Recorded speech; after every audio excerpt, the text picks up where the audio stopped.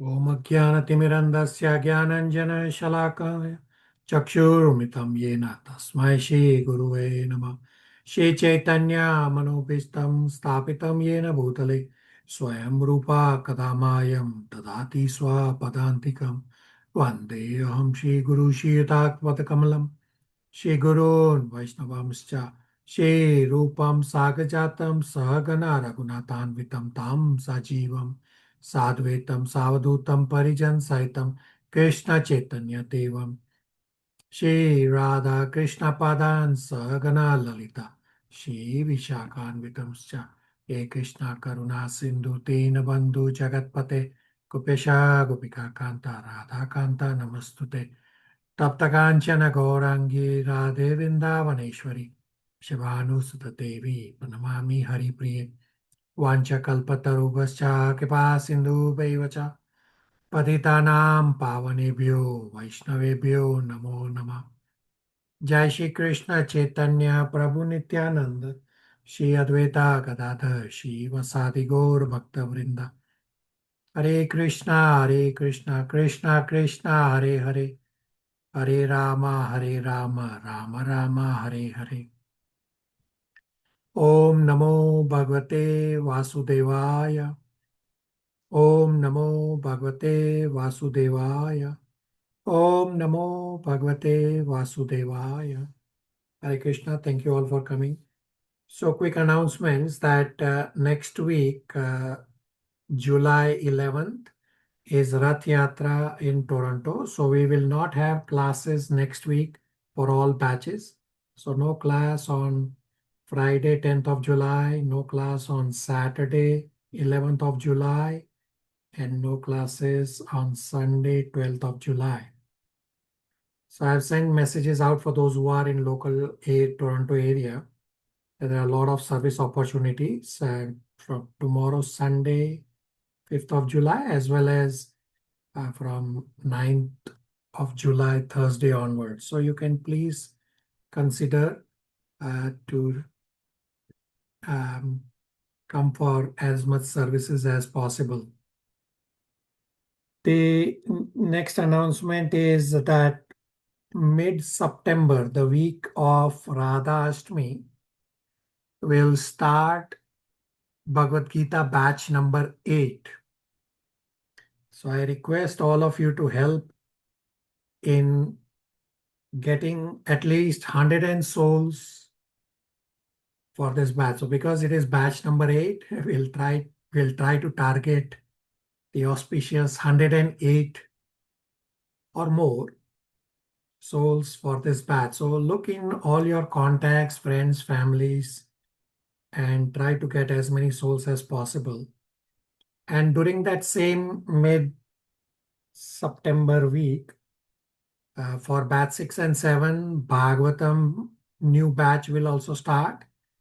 And for batch 3, 4, and 5, Bhagavatam Canto 3 will start. So pretty heavy week. That new batch number 8, then a new Srimad Bhagavatam batch, and for batch 3, 4, and 5, Canto 3 will start. So I request your help as much as is possible. Thank you in advance. So today we will revise Srimad Bhagavatam, Canto 5, unit number 22, covering chapters 4, 5, and 6.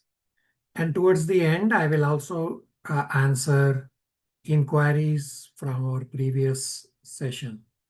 We'll start with Shivangi, chapter 4. Hare Krishna Jayantipurji, seeking permission and blessings from all of you, Srila Prabhupada, Shri Guru Parampara, and Shri Ramakrishna, to offer the summary of Canto 5, Chapter 4, titled The Characteristics of Bishop Siva, the Supreme Personality of Godhead. Please forgive me for my shortcomings and mistakes. The Lord, as soon as he was born as Bishop Siva, the son of King Navi, exhibited something of the Supreme Lord, such as marks on the bottom of his feet. He was equal to everyone and very peaceful, being in control of his senses and mind, and possessing all opulences, he did not hanker for material enjoyment. He exhibited all the good qualities described by Greek poets and sages. He had a well-built body. He had prowess, strength, beauty, name, fame, influence, and enthusiasm. King Nabi was always overwhelmed with transcendental bliss and was very affectionate towards his son under the influence of pure communion. The king began to read Ch4 with great affection, and he was overwhelmed with a lot of love and devotion. Understanding Ch4's popularity, King Nabi enthroned him as the emperor of the world to give protection to everyone in alignment with the Vedic religious system. To do this, he entrusted to him the hands of 30 brahmanas who would guide him in administrating the government. Then, eventually, King Nabi and his wife retired from family life and engaged themselves in austerities and penances with great devotion. In full samadhi, he worshipped the Supreme Personality of Godhead, and by doing so, he attained perfection and went to the Vaikuntha planets. All material activities are meant for satisfying the senses, which are contaminated, and King Nabi did not perform anything contaminated. He executed his transcendental activities, even not performing sacrifices. Consequently, he obtained the Supreme Lord as his son. After King Nabi retired, Lord Ch4 lived as an example and taught the duties of household life by first accepting brahmacharya under the guidance of a spiritual master, and he also went to live in a gurukula. After his education was finished, he gave Guru Dakshina to his spiritual master and accepted the life of a household. He married a wife named Jayanti and gave birth to 100 sons who were as powerful and qualified as himself. Together, they performed household life in an exemplary way. Out of his 100 sons, the eldest was named Bharata, and he was a great exalted devotee king who was qualified with the best attributes. In his honor, the planet is known as Bharatvarsha today.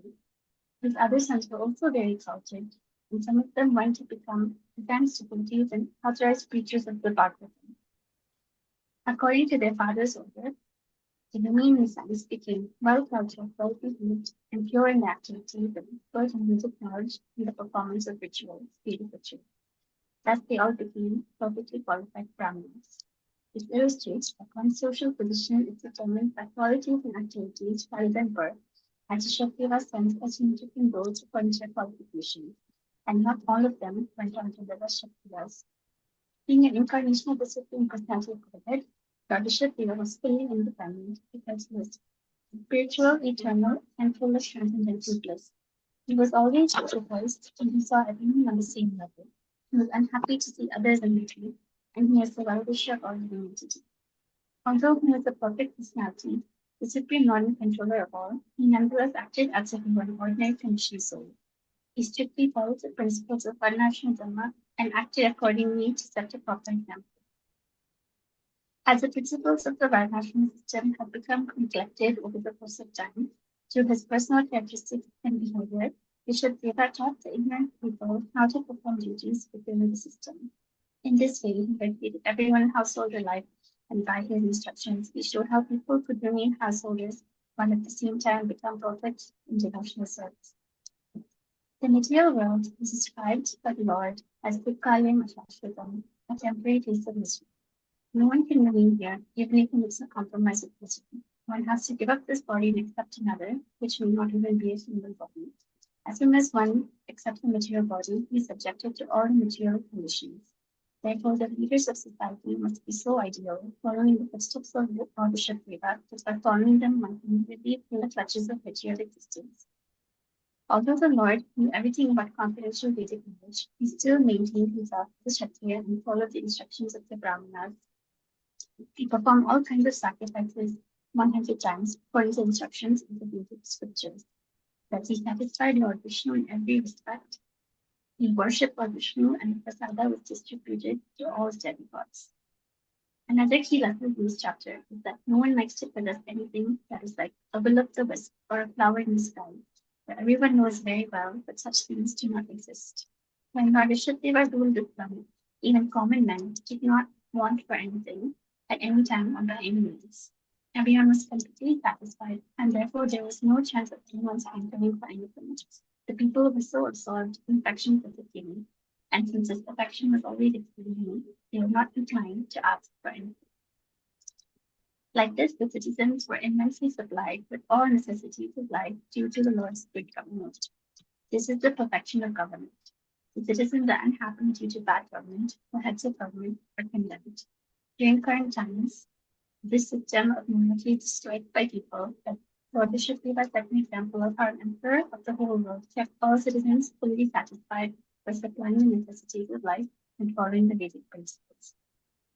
Thus, everyone is happy during his rule. This concludes the summary. Thank you all for listening. Thank you. Super excellent. Any questions, comments, realizations for Shivangi?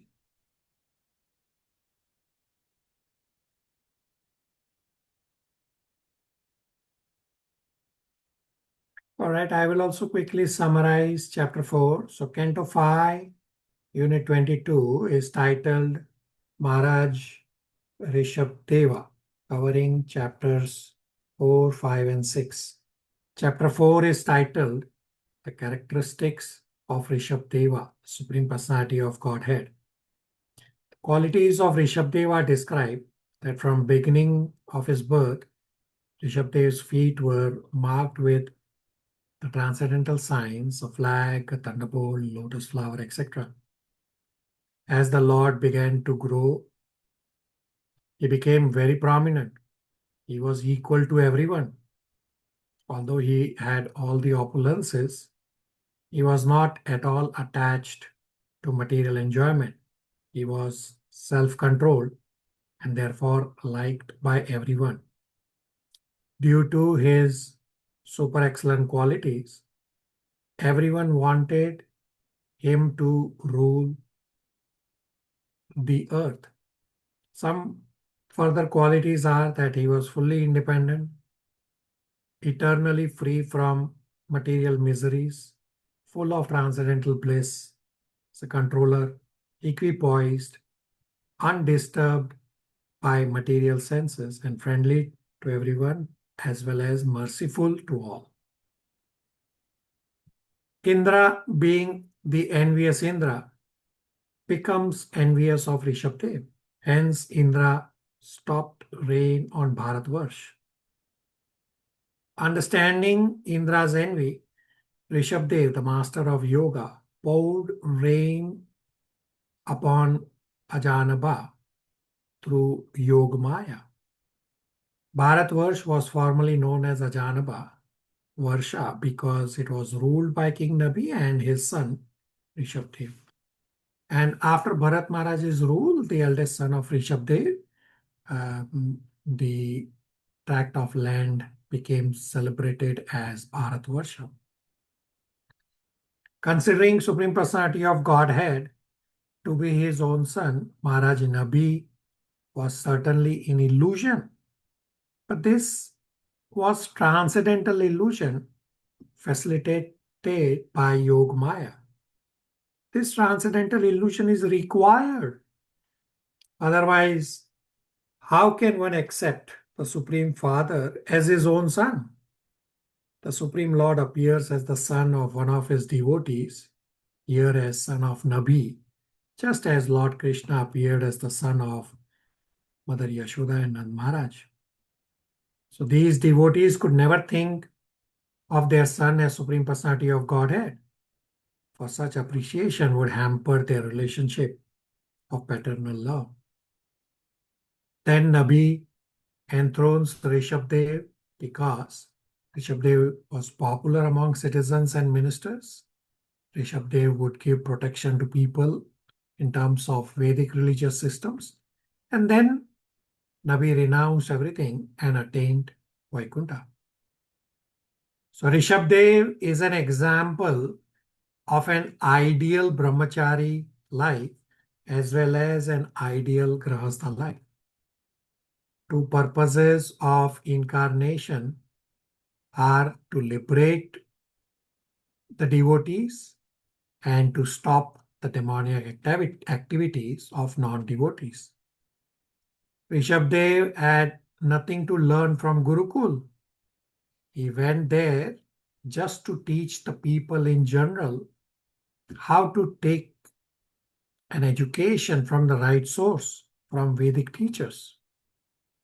Rishabdev taught ignorant people by his examples because whatever action is performed by great men, common men follow.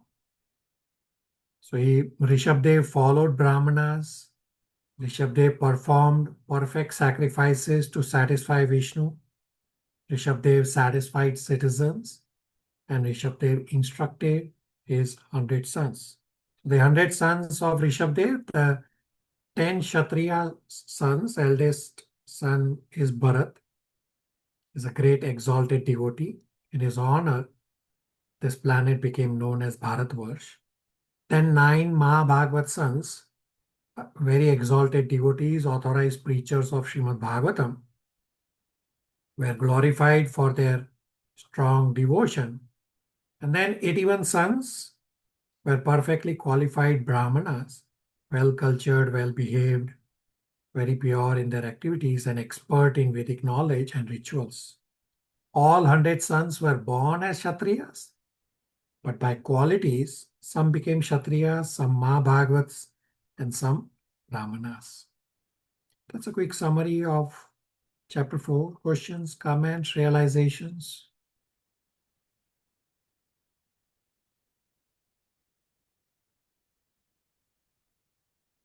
All right, we'll hear from Abhishek and Sridhar Prabhu on chapter 5. Abhishek first.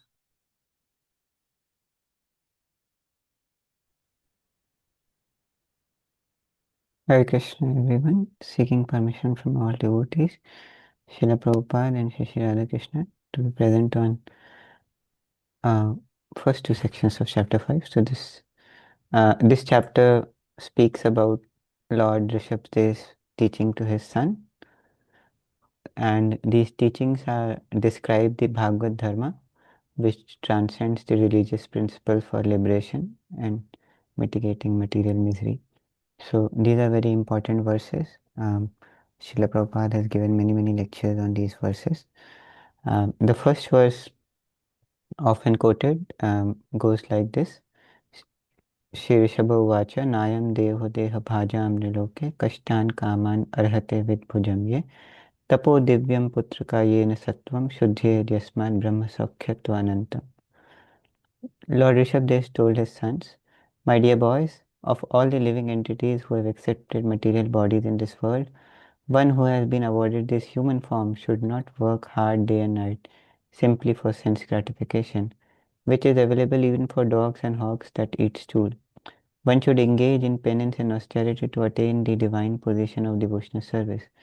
By such activity, one's heart is purified, and when one attains this position, he attains eternal blissful life, which is transcendental to material happiness and which continues forever. So, like his instructions, and probably this verse sets the theme of his teachings. He explained the importance of human life. Generally, human beings are engaged in eating, mating, sleeping, and defending, and our current civilization is trained and educated to work hard with the hope of sense gratification and enjoyment without any concrete understanding of the goal of life. People are running and running without any sight of clear goal. Rishabdev states that human life is not meant for this kind of existence, which is enjoyed even by animals like dogs and hogs.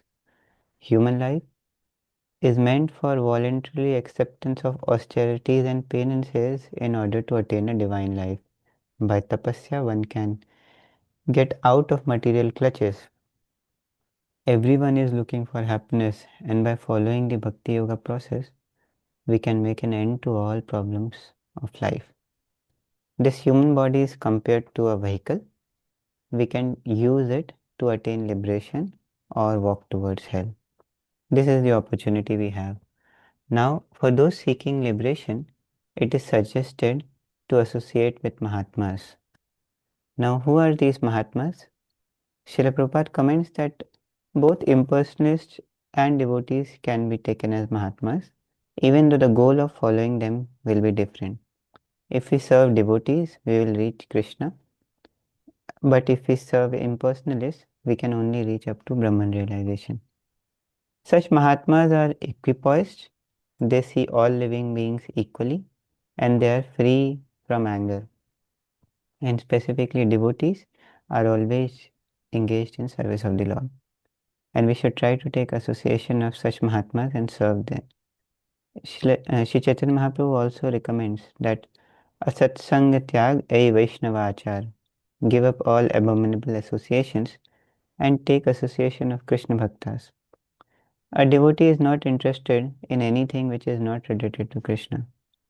Srila Prabhupada advises that a householder should endeavor to earn money for the execution of Bhakti Yoga such that they can get full opportunity to hear and chant.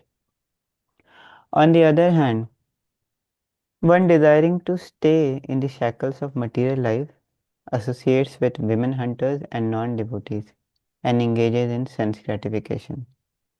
Those for whom sense gratification is the main goal of life engage in all kind of sinful activities, not knowing that all our miseries is due to accepting this body. Sense gratification only further implicates us in this miserable cycle. In reality, the living entity should not have taken this material body, and these miseries can be ended only by taking up a spiritual life.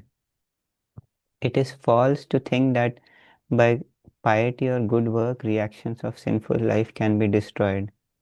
Good and bad karma doesn't offset each other.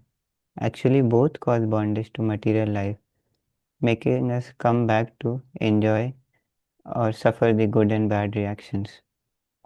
We are engaged in this karmic cycle because of our ignorance, and by knowledge of spiritual life, all reactions of material activities can be burned to ashes.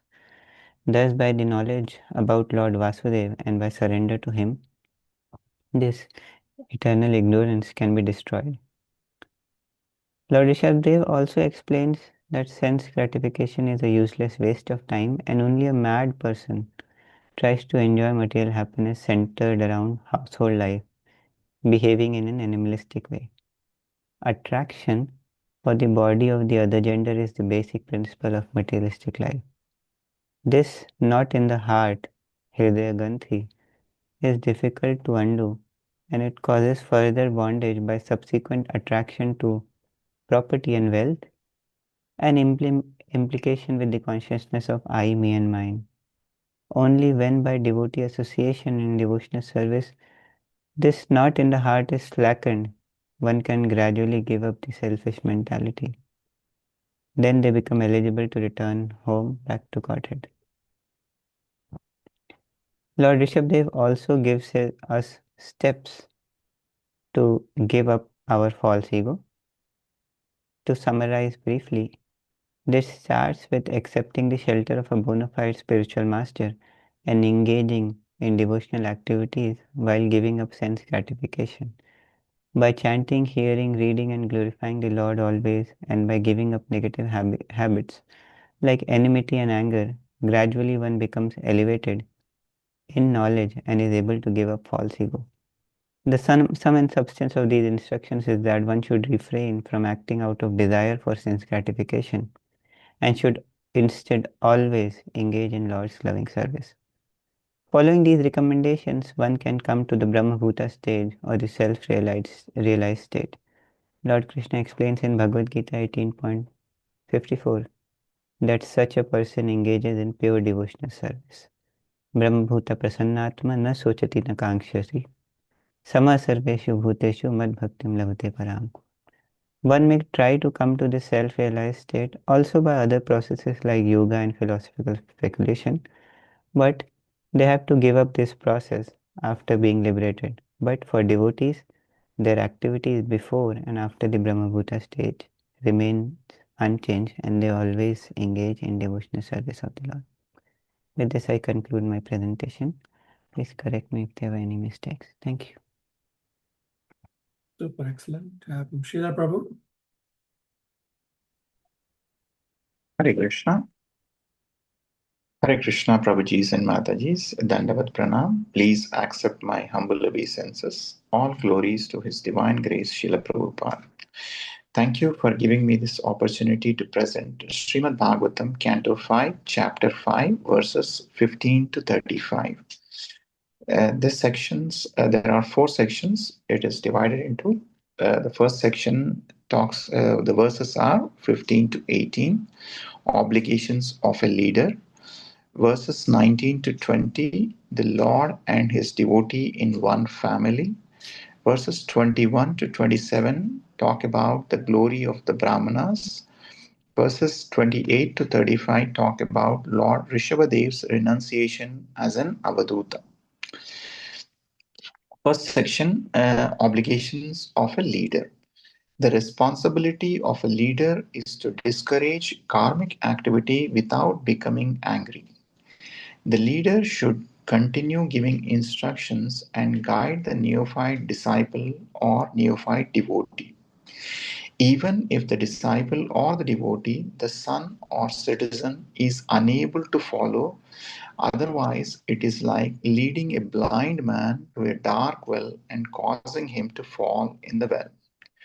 Therefore, in the verse 15 of this chapter, Srila Prabhupada quotes Bhagavad Gita 3.26. Na buddhi vedam janayed ajnanam karma sanginam josayed sarva karmani vidwan yukta samacharan. Let not the wise disrupt the minds of the ignorant who are attached to fruitive action. They should not be encouraged to refrain from work, but to engage in work in the spirit of devotion. Further, the qualities of these ignorant people, that they have lost sight of their own best interest, is also being referred by Prabhupada in Bhagavad Gita 7.25. Naham prakasha sarvasya yogamaya samavritaha modoyam navijanati loko mam ajam avyayam. I am never manifest to the foolish and unintelligent.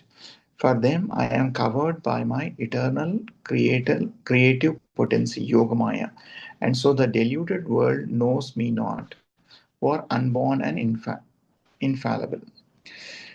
Superior should not allow further entanglement, and if a superior engages his followers on the wrong path, then one should reject such superiors. And the examples of such superiors being rejected are Bali Maharaj rejected his spiritual master Sukracharya due to his inability to save Bali Maharaj from the path of repeated birth and death. Sukracharya was not a pure devotee. He was more or less inclined to fruitive activity, and he objected when Bali Maharaj promised to give everything to Lord Vishnu in the form of a dwarf, Vamanadev. Actually, one who is supposed to give everything to the Lord because everything belongs to the Lord. Prabhupada refers to Bhagavad Gita 9.27 shloka. Yat karosi, yat asnasi, yat juhosi, dadasi yat tapasyasi kaunteya, tat kurusva mad arpanam. Whatever you do, whatever you eat, whatever you offer or give away, and whatever austerities you perform, do that, O son of Kunti, as an offering to me. Unless one is devoted, he cannot give everything to the Supreme Lord. Unless one can do so, he cannot become a spiritual master, husband, father, or mother. Vibhishana rejected Ravana, his relative. Prahlad Maharaj rejected Hiranyakashipu, his father. Bharat Maharaj rejected Kaikeyi, his mother. Katvanga Maharaj rejected Indra, the demigod. The wives of the Brahmanas rejected their husbands. Moving on, verses 19 and 20, the Lord and his devotee in one family. Rishabhadev's sons may ask, where is the Lord to whom we have to worship? And where is the devotee to whom we have to serve to attain bhakti? So Rishabhadev states that he himself is the Lord and the eldest brother Bharata is the devotee, and all of them should serve him. Verses 21 to 27 talk about the glory of the Brahmanas. Gradations and evolutionary cycle is described, and the Lord is inclined towards the Brahmanas. Possessing living force, vegetables, plants, trees, and grass are superior to dull matter, stone, earth, etc. Superior to non-moving plants and vegetables are worms and snakes, which can move. Superior to worms and snakes are animals that have developed intelligence. Superior to animals are human beings. Superior to human beings are ghosts. Superior to ghosts are Gandharvas. Superior to Gandharvas are Siddhas. Superior to the Siddhas are Kinnaras. Superior to the Kinnaras are the Asuras. Superior to the Asuras are the demigods. Of the demigods, King Indra is the supreme. Superior to King Indra are the sons of Lord Brahma, like King Daksha. And supreme among Lord Brahma's son is Lord Shiva. Brahmaji is superior to Lord Shiva because Brahmaji is father of Shiva. Brahma is subordinate to the Supreme Personality of Godhead, and the Lord is inclined towards the Brahmanas. So the Brahmanas referred here are not the caste Brahmanas, rather, they are qualified Brahmanas by Guna and Karma. The 8 qualities of Brahmanas are explained. First one is Sattva-guna, situated in the supreme transcendental mode of nature. Second one is Kshama, fixed in mind control. Third one is Dhamma, sense control. Fourth one is Satya, truthfulness. Fifth one is Anugraha, out of mercy. Sixth one is Tapasya, practice penance. Seventh one is Titiksha, tolerance. Eighth one is Anubhava. They realize the position of the living entity and the Supreme Lord. Rishabhadev says, worship the Brahmanas, simultaneously respect all living entities. Verses 28 to 35. Lord Rishabhadev's renunciation as an Avaduta, one who has surpassed the rules and regulations of Varnashrama Dharma, he is called Avaduta. Lord Rishabhadev's instructions are meant for sannyasis who intend to become advanced devotee. Lord Rishabhadev's instructions to his perfectly educated and well cultured sons are just to set an example of how a father should instruct his sons before retiring from family life. Hare Krishna. Super excellent. We'll hear from Abhishek Prabhu on the same last half of chapter 5 as well. Thank you, Prabhuji. Seeking permission and blessings from all devotees, Srila Prabhupada and Shri Radha Krishna, to present on this final part.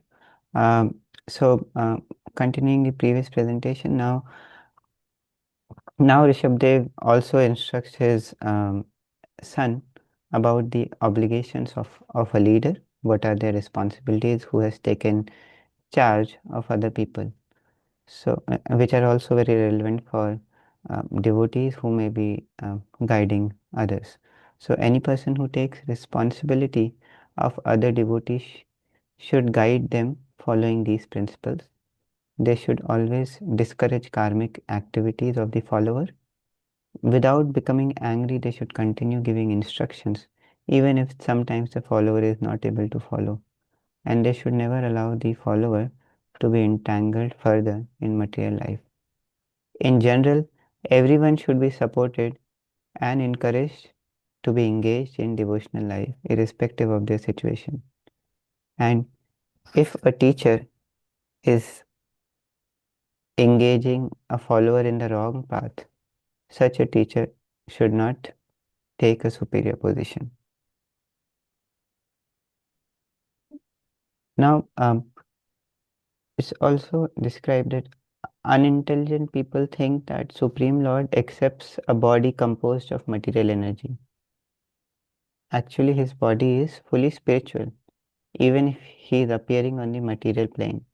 He doesn't take a body like us, which is forced by material nature. In the spiritual plane, servitors, the served, and service all are spiritual and variegated. But for materially conditioned soul, all this is inconceivable. Lord is the chief living entity and we are subordinate living entities. Lord is uncontaminated and so are his pure devotees. Lord Rishabdev makes Bharat Maharaj king of the planet because to protect dharma, Lord always wants devotees to rule the earth, just like Lord Krishna wanted Yudhishthira Maharaj to rule the planet. Serving a devotee means serving the Supreme Lord, for a devotee always represents the Lord, and so Lord Rishabdev advises his other sons, to serve their eldest son, Bharat, serve their elder brother, Bharat.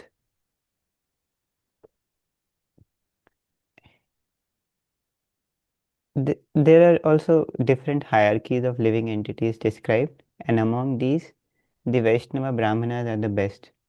So everyone in general should worship these devotees of the Lord. Such Brahmanas are fixed in mind and sense control. They are truthful. They have assimilated the Vedic conclusions and realized the position of living entity and the Supreme Lord. And thus they are superior among all living entities. They simply want to engage in pure devotional service and do not want anything material. So they are the highest of all. So such Brahmanas are very worshipable. But at the same time, other living entities should also be respected. We should know that the Lord is situated in each and every body.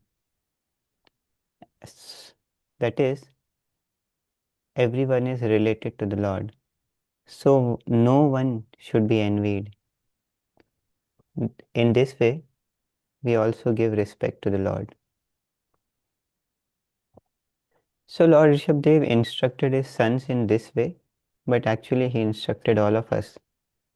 Thus, after installing his eldest son Bharat as king of the world, Lord retired from family life and lived like an avadhuta without material cares. He was beyond the social conventions or varnashram dharma. Some people tried to disturb him, seeing his inconceivable behavior. Lord taught by his own example to be unaffected by such bodily disturbances. Especially taking this demeanor, he taught that mystic powers are a hindrance to devotional service and thus he never exercised these powers. Thank you for giving this opportunity to present. Please correct if there are any mistakes. Super excellent. Any questions, comments, realizations for Abhishek and Sridhar Prabhu?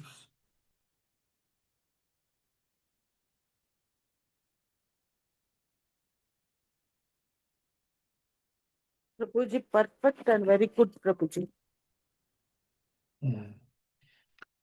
Correct. Both Sridhar Prabhu and Abhishek Prabhus have done very nice summary of chapter 5.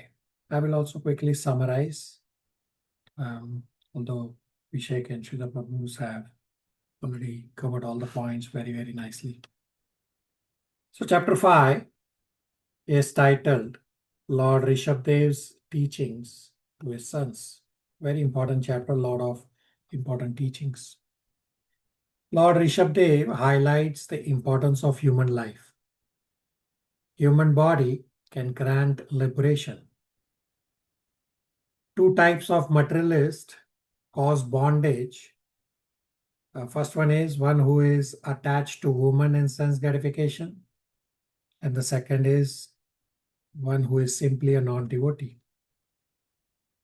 Positive is to associate and serve Mahatmas. There are two kinds of Mahatmas. One is the impersonalist Mahatma who worships Brahman, and second is the devotee Mahatma who worships Bhagwan. Obviously, serving devotee Mahatma is superior. So both these positive and negative points are important. Positive is to associate and serve devotee Mahatma, and the negative is to avoid association of those who are attached to sense gratification and who are non-devotees. So householder should endeavor to earn money for the execution of bhakti yoga described in Srimad Bhagavatam 7.5.23, starting with Shravanam, Kirtanam, Vishnu Smaranam. A householder should lead such a life that he gets full opportunity to hear and chant, should worship Gopinath at home, observe festivals, invite friends at home and serve them prasadam. Householders should earn money for this purpose only and not for sense gratification, because sense gratification leads to perpetual transmigration. Due to ignorance, Jiva is engaged in karmic activities. To attain liberation, solution is love of Vasudeva. The male-female attraction causes double knot in the heart. One is it creates attraction to body, home, property, children, relatives, wealth, etc. And the second is in illusion, one thinks I was this and this is mine. The three broad steps to liberation are: one is the strong knot in the heart due to karma gets slackened. Second is one gives up basic principle of illusion of I, me, mine. The results in liberation and entrance into transcendental world. The Hridaya Ganti means the knot in the heart. How do you slacken this? The solution is by associating with sadhus and engaging in devotional service. One is gradually freed from the material conception due to knowledge, practice, and detachment, because of which the knot of attachment in the heart is slackened. Thus, one is freed from conditional life and becomes eligible to return home back to Godhead. Lord Rishabdev provides 25 processes to destroy ego so as to attain liberation. I have these 25 points on the screen from Srimad Bhagavatam, Canto 5, Chapter 5, verses 10 to 13. The process is to destroy ego and attain liberation. I'll read these 25 points from the screen. 1. Following Guru and Lord with devotion. 2. Detaching from matter. 3. Tolerating dualities. 4. Realizing miserable condition of jivas. 5. Inquiring about truth. 6. Performing austerities. 7. Giving up endeavor for sense gratification. 8. Engaging in Lord's activities. 9. Hearing Lord's topics always. 10. Associating with Lord's devotees. 11. Chanting and glorifying Lord's transcendental qualities. 12. Being without enmity. 13. Seeing everyone equally. 14. Subduing anger, lamentation, etc. 15. Abandoning bodily identification. 16. Reading the revealed scriptures. 17. Living in a secluded place. 18. Practicing to control the life, air, mind, and senses. 19. Developing faith in Vedic literatures. 20. Observing celibacy always. 21. Performing one's prescribed duties. 22. Avoiding unnecessary talks. 23. Seeing Lord's presence everywhere. 24. Acquiring knowledge which produces realization. And 25. Practicing yoga.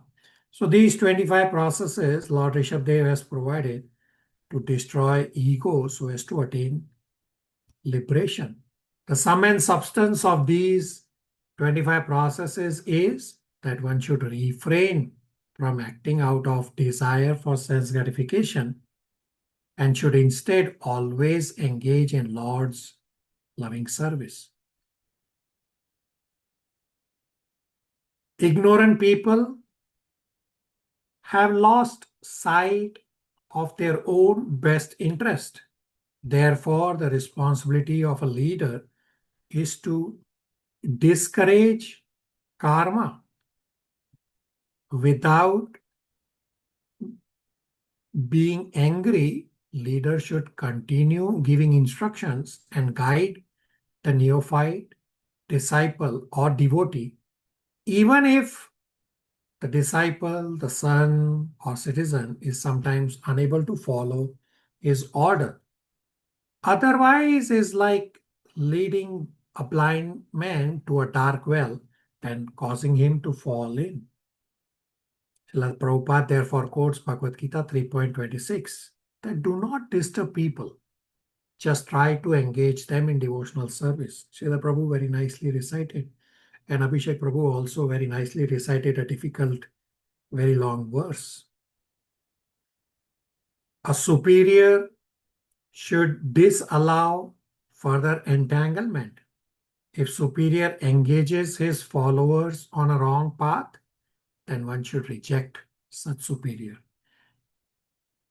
Some examples of superiors who were superiors who were rejected are: one is Bali Maharaj rejected his Guru Shukracharya. Second, Vibhishan rejected his brother Ravan. Third, Prahlad Maharaj rejected his father Hiranyakashipu. Fourth, Bharat Maharaj rejected his mother Kaikai.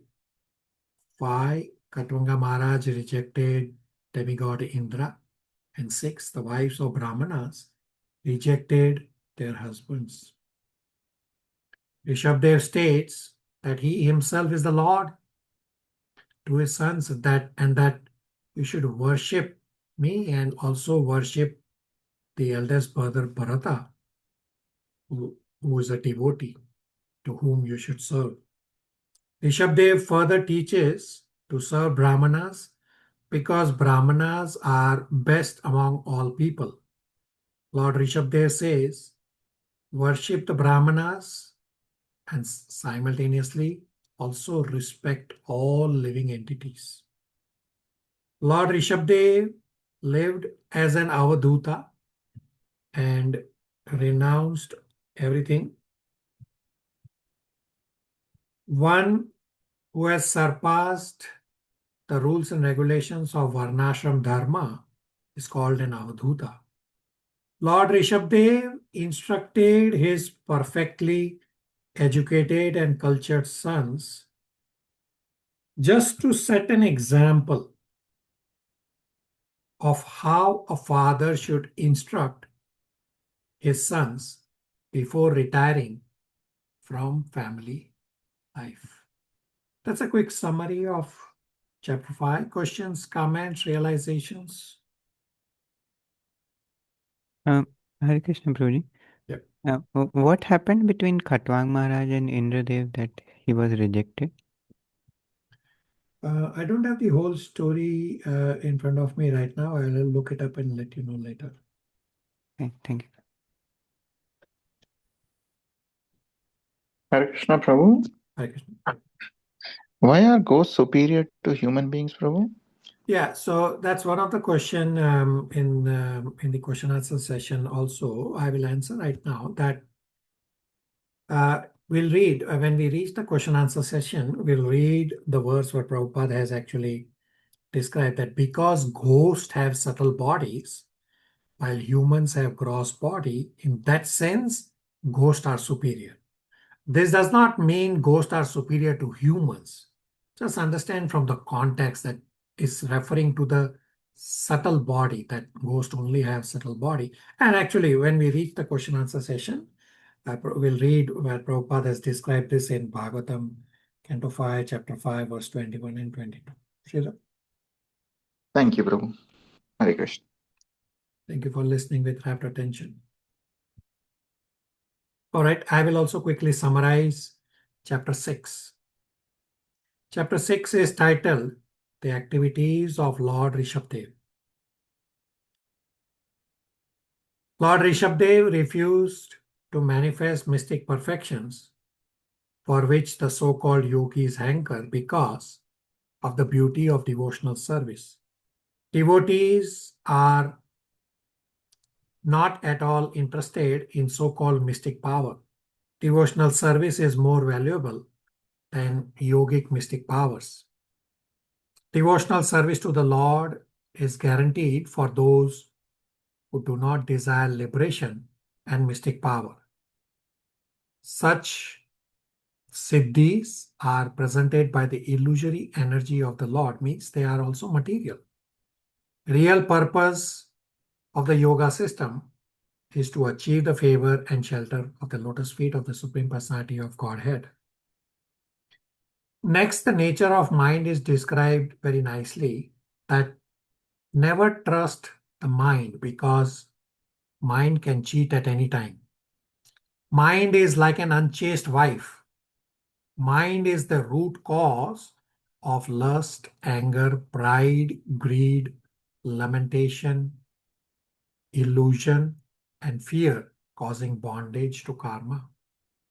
Mind takes on new condition at every moment, just as a cunning man behaves nicely, but then robs and kills a trusting man. Similarly, mind suddenly becomes absorbed in sinful objects and takes away the discriminating knowledge. The restless mind can cheat at any moment. Therefore, never make friends with the unsteady mind.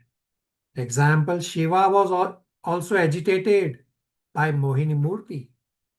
The long austerity of Saubhara Muni was quickly destroyed. Therefore, the first business of one trying to advance in spiritual life is to control the mind and senses. Mind is like unchaste wife. Mind gives facility to enemies like lust, anger, greed, when a yogi starts blindly trusting the mind. Therefore, never blindly trust the mind. Mind is like the unchaste wife whose paramours can come back to kill the husband. Mind is the root cause of lust, anger, pride, greed, lamentation, illusion, and fear, causing bondage.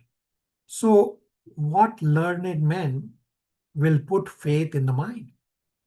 Best solution to control the mind is to proactively engage the mind always in Krishna consciousness, just as one gives a toy to a child to keep the child silent and occupied.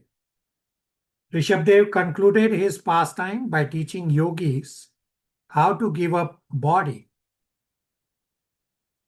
To teach yogis, Lord Rishabdev lived as an avadhuta, acted as if dull and materially bound, although he has no material body. King Arhat hears the activities of Lord Rishabdev and being bewildered by Kalyug, Arhat imitates Lord Rishabdev's principles and creates a concocted false religious system. Jiva will benefit from hearing and chanting Lord Rishabdev's pastimes and not by imitating his behavior. The followers of Arhat's concocted false religious system will abandon varnashram, bathing, worship, and cleanliness, will accept concocted false religion, will deride Vedas, Brahmanas, Lord, and devotees, will follow disciplic succession of the blind, will fall down to darkest region of existence. Via his teachings, specifically in Canto 5, Chapter 5, Lord Rishabdev incarnate to deliver people from the clutches of Maya, who are overwhelmed by the modes of passion and ignorance.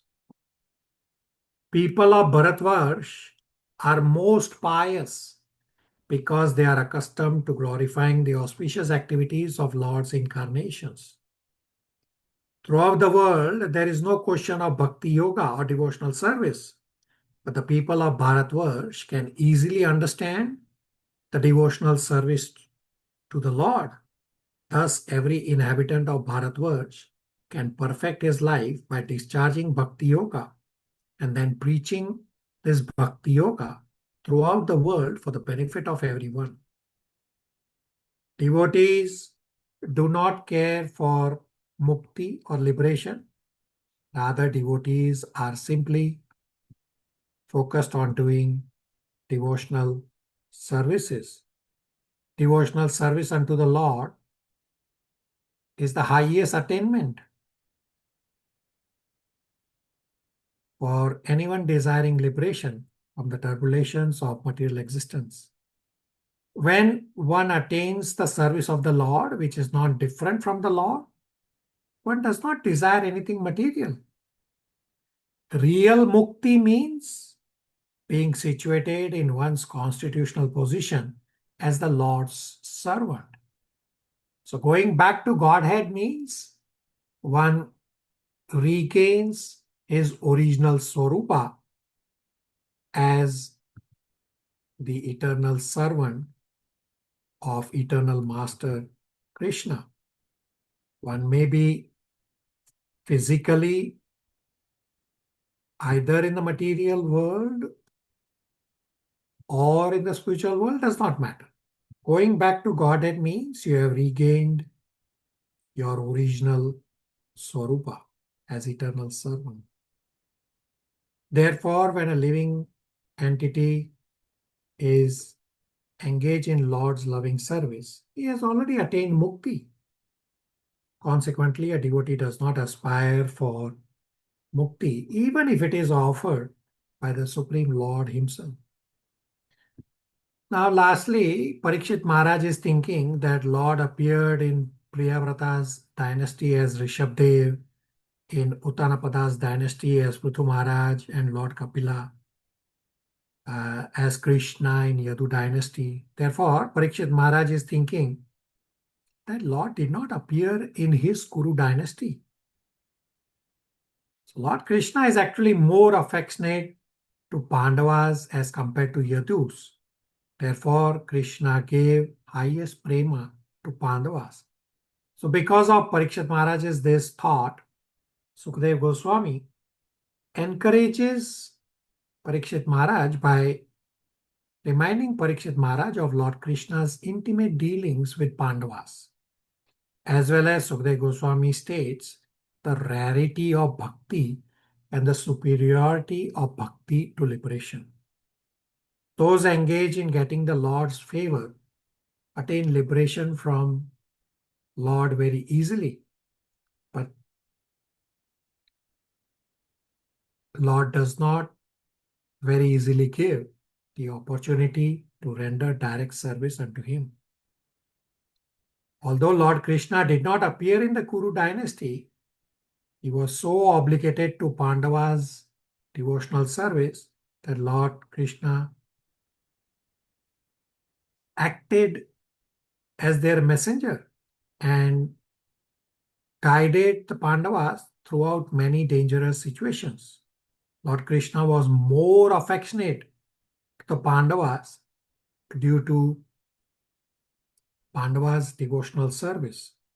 Bhakti Yoga is the basis for the supreme relationship with the Supreme Lord.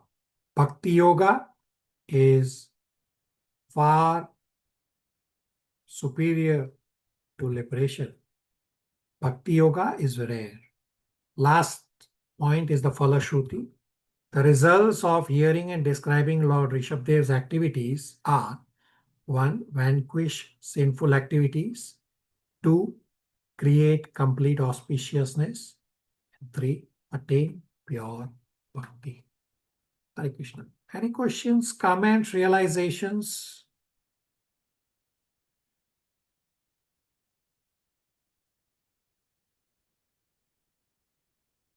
I was just Prabhuji, thinking. Sorry. Mother Jija, go ahead. Prabhuji, today's presentation by all the devotees helped me to understand the dedication of olden day leaders, how they guided the people to follow bhakti yoga, to respect others, to destroy ego and control the mind, Prabhuji. Compared, Yeah, very good. Very good listening with rapt attention and correlating. Thank you. Abhishek? I was thinking that like different devotees, even if like they present on the same topic, everyone can like from their own understanding and realization stress on various points. So in that way, also like listening again and again helps because there's always something more to learn. Yeah, absolutely correct. You're absolutely correct that, or each presenter, they try to focus on a particular point. Not that the other points are not important. It's just that um, one devotee focuses on one, the other point, and therefore, the more you hear, the more relishing it becomes. Thank you again. Thank you for also listening with rapt attention for everybody.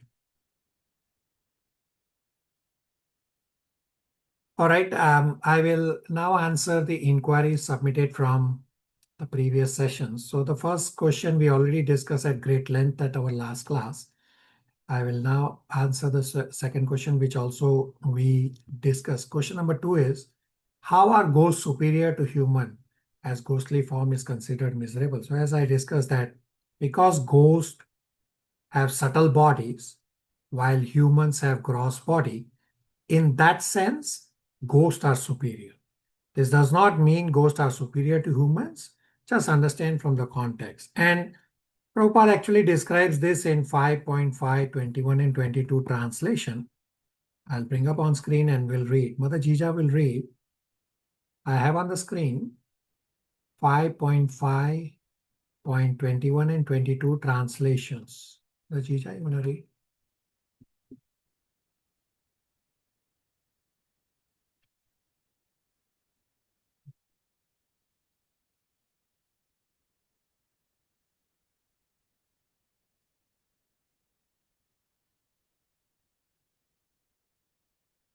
Mother Jija?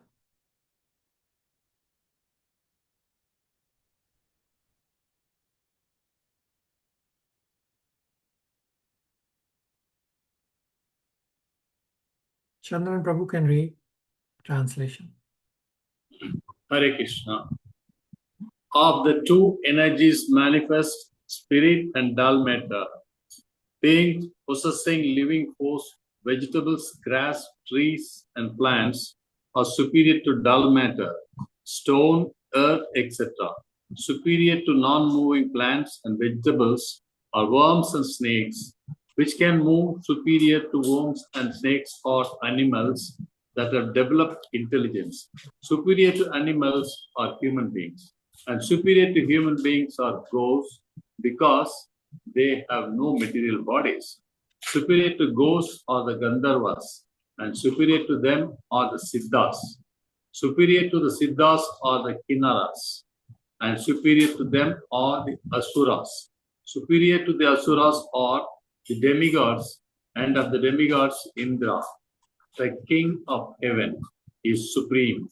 Superior to Indra are the direct sons of Lord Brahma, sons like King Daksha, and supreme among Brahma's sons is Lord Shiva.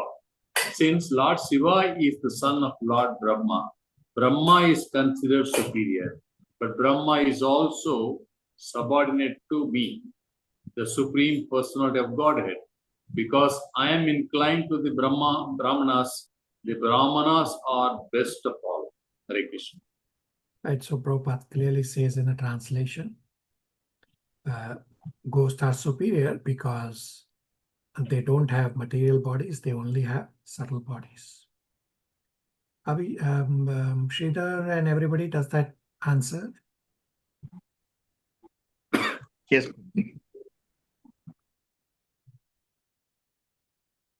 Yes. No. Question number 3, thank you. question number 3 is, how is superiority among animals established in Srimad Bhagavatam 5.5.22? Why is one above another, as all animals have low chance of spiritual realization? So we have discussed this in Bhagavad Gita discussion, that all animals are in the mode of ignorance, and within ignorance there can be levels such as goodness, passion, and ignorance. So gentle animals like cow will be ignorance, goodness. Animals like tigers will be ignorance, passion. And most animals will be in ignorance, ignorance. So Srimad Bhagavatam 5.5.21-22 translation that we just states that some animals are higher because of slightly developed intelligence.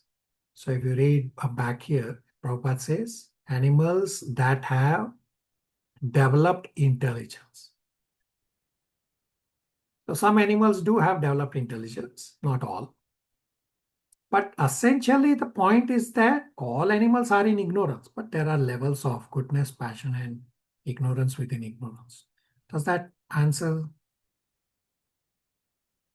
Yes, Prabhuji. One clarification. This subcategories of ignorance, as you described, like, is this different from when we say that all the three modes are in competition? So, like, ignorance will be higher and other two left. Like, is this a different classification?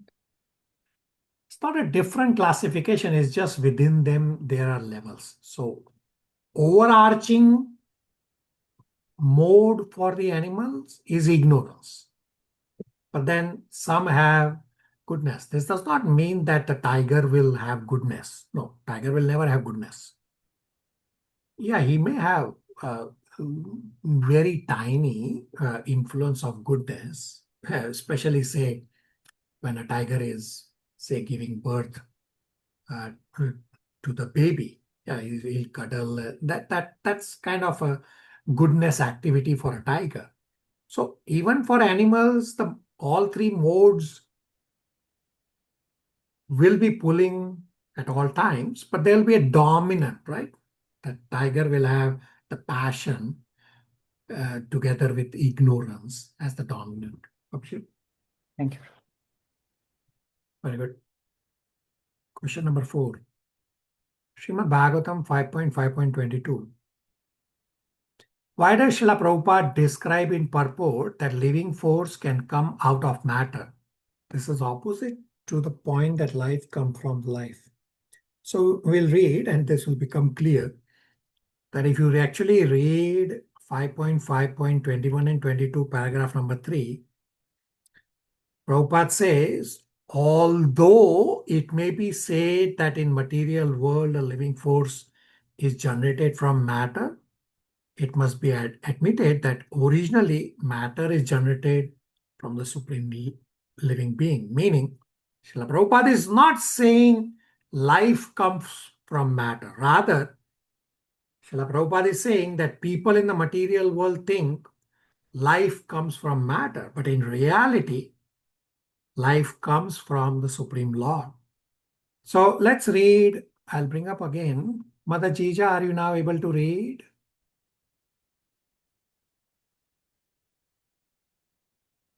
So I have 5.5.21-22, and we'll read the third paragraph. It says there are two energies, material and spiritual. Mother Jija?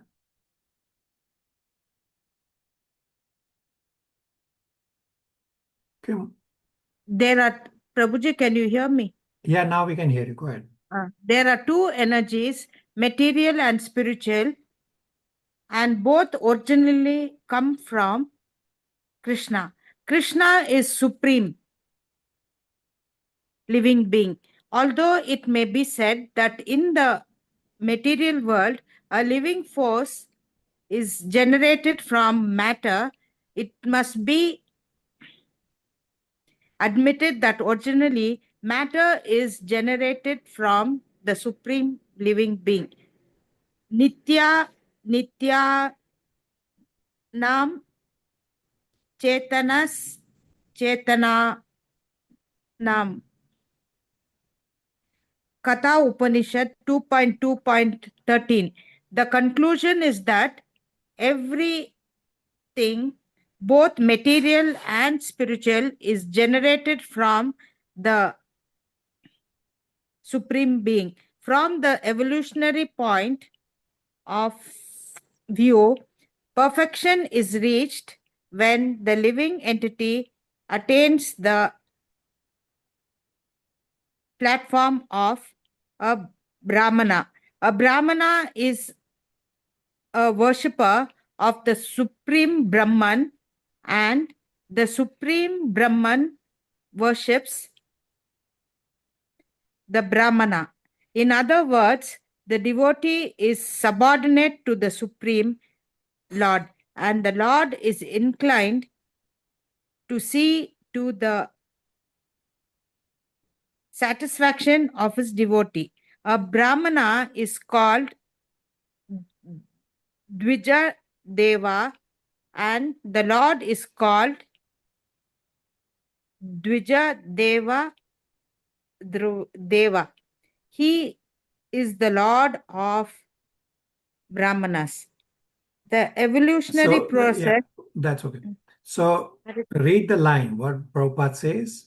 Although people in the material think living force is generated from matter, but actually matter is generated from Supreme Living Being. Does that answer inquiry number 4? The question was from the previous paragraph. In that purport, Srila Prabhupada is saying that in this sense, life comes out of matter. Sorry. In other words, matter also has the potency to manifest living entities in the form of vegetables. In this sense, life also comes out of matter. But matter also comes out of life. So what Prabhupada is saying, that Earth has the built-in capacity to create vegetables, right? That's what Prabhupada is saying. Oh, okay. Yes. Right? Like in the form of vegetables. That's what Prabhupada is saying. Does that help? Yes, sure. Thank you so much. All right. Question number 5. How could the population mistreat Rishabdeva, knowing him to be the personality of Godhead? So we read and discussed that in 5.5.30 says Rishabdev was indifferent to insults. So because people did not know Rishabdev to be Supreme Personality of Godhead, therefore people mistreated him. So we also discussed in 5.6.6 that Rishabdev lived as an avadhuta, acted as if dull and materially bound, although Rishabdev has no material body. All this was just to teach to the yogis how to give up material body. And if you actually read 5.5.6 translation, that Prabhupada clearly says, consequently, no one could observe his divine opulence. If I go to 5.5.6,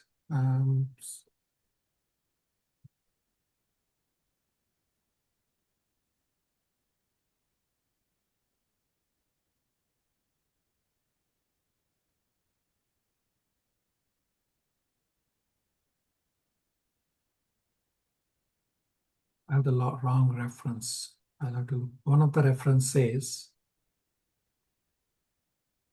no one could observe his divine opulence. Does that help? Yes, thank you so much. Let's see if it is 5.6.6. Right.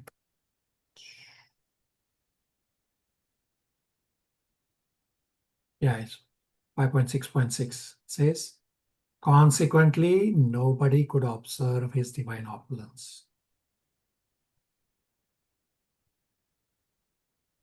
All right, last question for today. If material desire promises sense gratification, it leaves one unsatisfied. What does this reveal about the longing of the soul? So soul is always pure. Due to association with material nature, soul is contaminated with the wrong desires. Hence, the jiva thinks, I am this body. Soul is always pure, just the desires get contaminated. Therefore, the soul has to purify to get back to original Swarupa of being the eternal servant of the eternal master, Krishna. And there's one more inquiry about respecting others. So I will answer that one leftover inquiry later. Any questions, comments, realizations?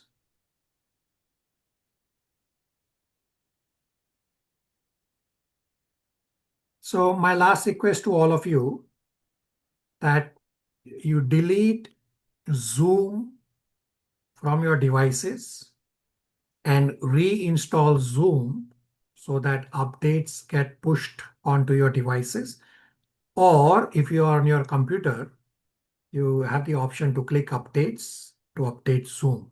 So you should all frequently update Zoom. There are so many updates going through. So on devices like phone or iPad, you just have to delete Zoom and reinstall. That's a simpler way. On computer, you click updates. So after this class today, I will send Prabhupada lectures to listen to. And for our next session, which is after 1 week, read Canto 5, chapters 7 and 8. Chapter 7 is very, very small. So read both chapters, Canto 5, chapters 7 and 8. And as I mentioned at the start, that next week, there is no class due to Rath Yatra in Toronto.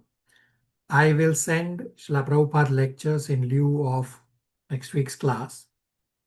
And as I mentioned at the start for the new batch, so mid-September 2026, the week of Radha Ashtami, new batch number 8 will start. So let's try for at least 108 plus souls to join the batch, because batch 8 is an auspicious number, very close to or representing Krishna. So let's try for another auspicious 108 souls. Look for all your friends and family. Just get them to join. And in that same Radha Ashtami week, new batch of Srimad Bhagavatam will start for batch 6 and 7, as well as in that same Radha Ashtami week, Canto 3 will start for batches 3, 4, and 5. So pretty auspicious week and a lot of new beginnings happening. I request your help and support in those lines. Any questions, comments, Srila? Is there any timing for this new batch? Sundays around 9 a.m. Toronto time. That's my target. Could become 9:30, but I'm more inclined to Sundays 9 a.m. for the Bhagavad Gita batch. For Srimad Bhagavatam batch is Fridays 9 p.m. Toronto time. For Bhagavad Gita, it's Sundays 9 a.m. So I'll create a visual for all of this and share as we progress. Thank you. Abhishek, you had your sister wanting to join, you can try. All right, we'll stop here. Hare Krishna, everybody. Thank you. Thank you. Hare Krishna. Thank you, Prabhuji. Hare Krishna. Thank you.